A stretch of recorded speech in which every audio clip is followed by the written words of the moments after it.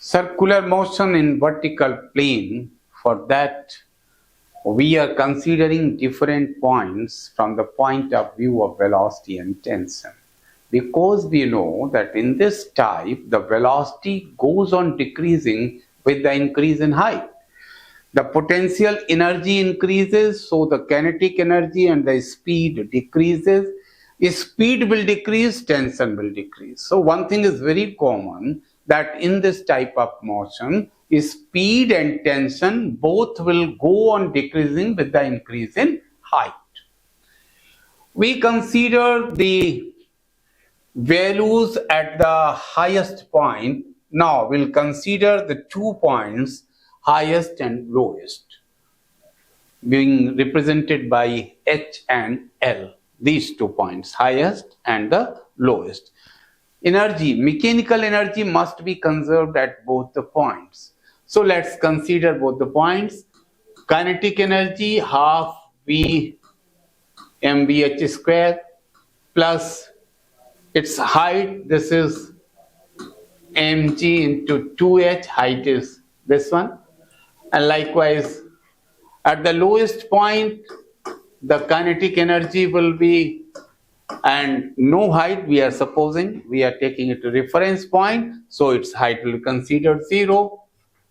M gets common, multiplied by 2, you have VL square, this is equal to VH square plus multiplied by 2, this is 4GH.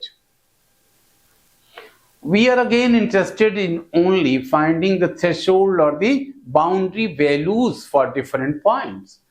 And for the highest point, we calculated that the critical velocity or the minimum velocity required will be root GR. Let's put that. We find here root GR whole square, that's GR 4GH. You might say this to be 2R or even 2H. So that will be written as R in place of H, that is 5GR. VL, its value becomes root 5GR. This is the minimum velocity required at this point. In fact, if you compare entire circle, this is the minimum value and this will be the maximum value. But we are considering the minimum requirement of values of velocity and tension at all the points in the path. So this is the minimum velocity required here. And if you put this value in the equation, this equation, T minus mg cos theta mv square upon r. We are considering now this point, lowest point. For this, I told you angle is taken with the downward vertical, and when we are taking this lowest point itself, the angle is going to be 0. Cos 0 is equal to 1. This will be equal to 1. T in this case becomes mg plus m by r. This is the lowest point, and you got the value root 5gr. Put here, you'll find 5gr. T becomes 6 mg. So at the lowest point, we got the values required, the minimum values required.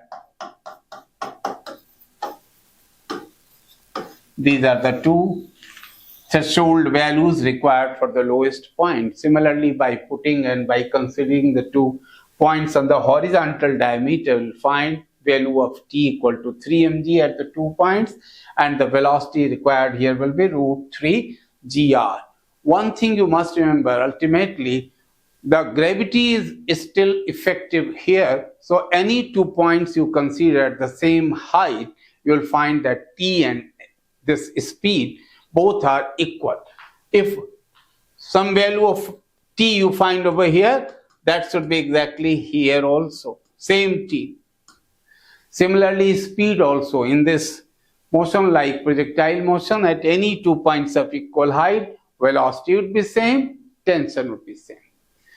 Now above all, one very important result goes that we have shown here by this purple bracket, purple block. We have maintained a practice that in purple blocks we are putting very important, rare, remote types of results that will always give you some mental exercise also. See, you consider any diameter in this entire motion.